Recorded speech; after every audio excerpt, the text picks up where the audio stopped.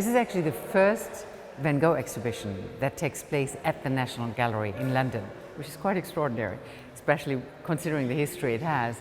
It is also a moment when there are extraordinary works of art that have never left its museum's walls. The sunflowers from Philadelphia, the interior courtyard of the hospital in Arles is a work that has never been shown outside of its museum. And there are several others like that that make this exhibition quite extraordinary in the works that you can see here.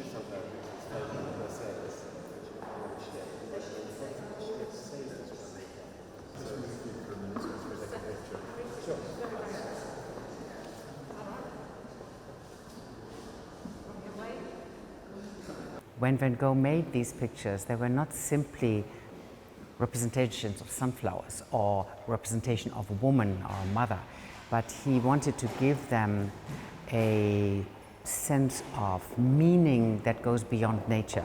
So the sunflowers were associated with gratitude, with emotions, with summer, with the flower itself having a long history of different types of meaning. And the Berceuse was intended not as a representation of the woman who was his model, Madame Roulin, but she became sort of the embodiment of motherhood, but also with associations of giving comfort, in consoling, protecting.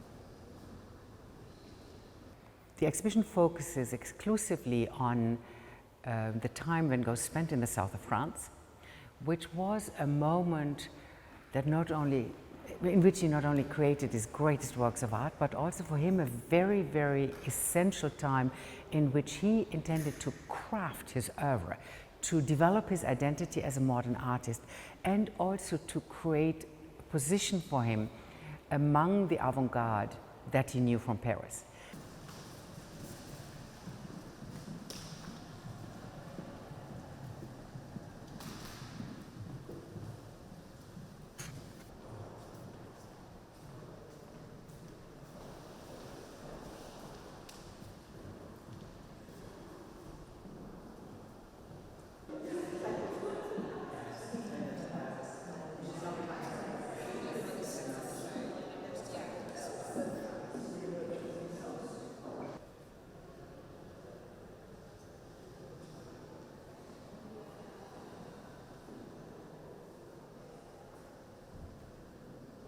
This is such an extraordinary, unique experience, both for the gallery but for the visitors as well.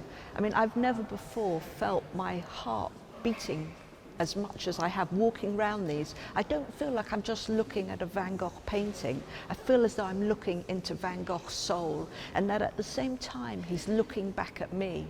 It's quite amazing. It's so unusual.